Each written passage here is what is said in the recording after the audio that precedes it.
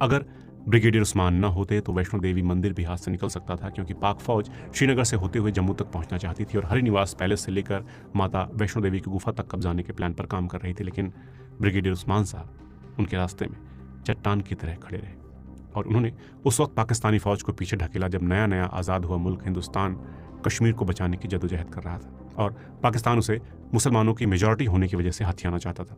जब उन्हें सरकारी शान से अंतिम विदाई दी गई तो पंडित नेहरू ने भी शिरकत की। ये नमाज जनाजा दिल्ली की जामिया मिलिया इस्लामिया यूनिवर्सिटी के कब्रिस्तान में हुआ, जहां उन्हें सुपुर्द खाक किया गया। उनकी आखिर जब नुकसान पहुंचाया तो उनका निशाना उस्मान का नाम था। इन कमअक्लों के लिए ये सोचना मुश्किल था कि कोई मुस्लिम भारत की रक्षा के लिए पाकिस्तान के हमले को अपने सीने पर झेल सकता है। उनके लिए सारे मुसलमान पाकिस्तानी हैं, जबकि सच ये है कि ब्रिगेडियर उस्मान के सिर पर पाकिस्तान ने 50,000 का इनाम रखा था। खैर, सेना ने फौरन ब्रिगेडियर उस्मान के मकबरे को सम्मान और गरिमा के साथ दोबारा ठीक करा दिया था, लेकिन इस हमले ने भारतीय समाज में गहरे पैठ बना चुकी नफरत और कमअक्ली को उजागर कर दिया था। सांसद और ब्रिगेडियर के परिवार के सदस्य अफजल अंसारी कहते हैं, सेना आज भी ब्रिगेडियर उस्मान को उसी तरह याद करती है जैसे उन्हें याद किया जाना चाहिए। सरकार बजरंग दल के कुछ उत्पाती कैंपस में घुसे और बेतहाशा तोड़फोड़ शुरू कर दी। इस दौरान उन्होंने एक कब्र को भी नुकसान पहुंचाया जिस पर लिखा था ब्रिगेडियर मोहम्मद उस्मान। इन अक्ल के अंधों को मालूम ही नहीं था कि किसकी कब्र है और कौन थे ब्रिगेडियर उस्मान। कब्र टूटते ही बवाल मच गया। ब्रिगेडियर उस्मान की जो मजार है यहाँ पे तोड़फोड़ की गई है। ये सुनते ही इंडियन आर्मी तुरंत हरकत में आई और इन किराए के टट्टुओं का टेटुआ कस गया। आर्मी ने कहा, तुरंत एक्शन लो वरना हम लेंगे। इस घटना से हुआ ये कि नौशेरा के शेर ब्रिगेडियर उस्मान की कहानी हमारे जहन में फिर से ताज़ा हो गई।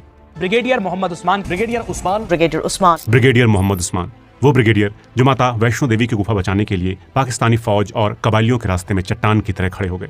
वो ब्रिगेडियर जिसने जिन्ना के ऊंचे ओहदे, दौलत और ताकत की पेशकश को लात मार दी थी। वो ब्रिगेडियर उस्मान जिसने कसम खाई थी कि जब तक पाकिस्तान से झांगड़ का इलाका वापस नहीं ले लेते वो चारपाई पर नहीं सोएंगे, और 3 महीने बाद वादा पूरा किया। वो ब्रिगेडियर उस्मान जिन्होंने नेहरू से मिलकर कहा था कि वो पाकिस्तान नहीं जाएंगे और फौज में रहकर हिंदुस्तान की सरहदों की हिफाजत करेंगे। और ये मौका जल्दी ही आ गया जब साल 1947 में ही अक्टूबर के महीने में पाकिस्तान ने कश्मीर हथियाने के इरादे से 22 अक्टूबर को ऑपरेशन गुलमर्ग लॉन्च किया।